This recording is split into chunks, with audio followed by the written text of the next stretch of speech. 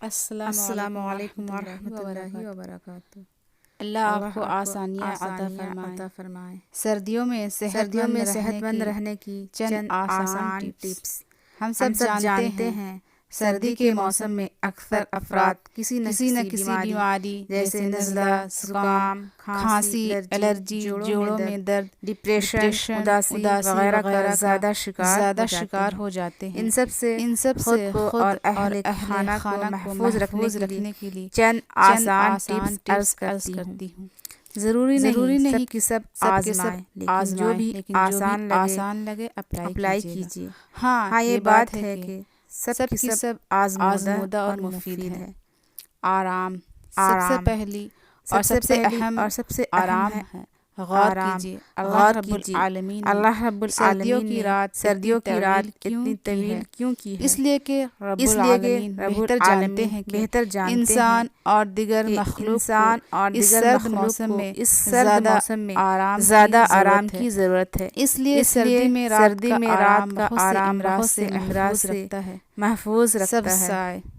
سبز چائے اس سرد موسم میں چائے کسی نعمت سے کم بہتر ہے۔ گھر میں ادرک، پودینہ، الائچی، سونف، دار چائے جیسے گڑ یا کھجور کے میٹھا شیرے میں اور دن میں 5 کپ یخنی سوپ پی لیے جائیں۔ پشتو زبان میں یخنی ٹھنڈ یعنی سردی کو کہتے ہیں، اور سردیوں میں دیسی مرغے، مچھلی اور بکرے کی یخنی، اور سردیوں میں دیسی مرغے، مچھلی اور بکرے کی یخنی اور موسم کی ہر تازہ سبزی کا سوپ ضرور پیجیے۔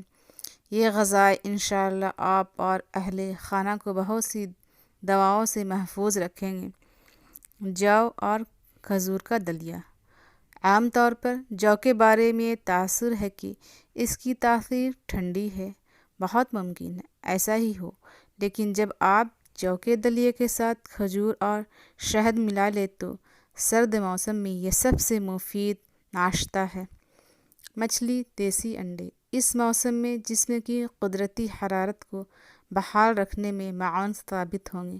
بس خیال رکھیں گھی تیل میں تلی ہوئی مچھلی میں ذائقہ تو ہوتا ہے، فائدہ کم ہی رہ جاتا ہے۔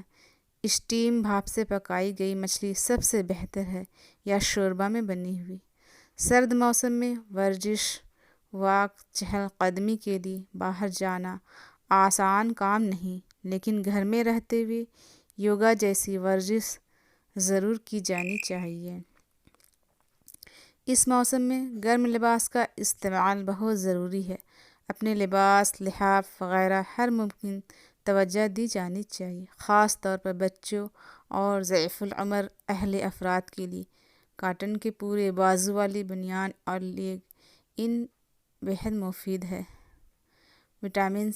وٹامن سی کا استعمال زیادہ کی جائے، اس لیے کہ مالٹا، موسمی فروٹس وافر دستیاب ہوتے ہیں۔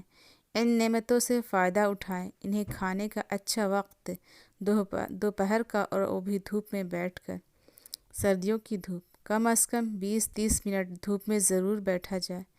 ایک اہم بات، سردیوں میں صحت مند رہنے کے لیے دن میں کئی بار ہاتھوں کو اچھی طرح دھویا جائے، خصوصاً کھانے سے پہلے۔ اس کے علاوہ اپنے موبائل فون، کمپیوٹر، ماؤس، کی بورڈ بہت اچھی طرح ڈیٹول ملے پانی سے ہر روز صاف کیجیے۔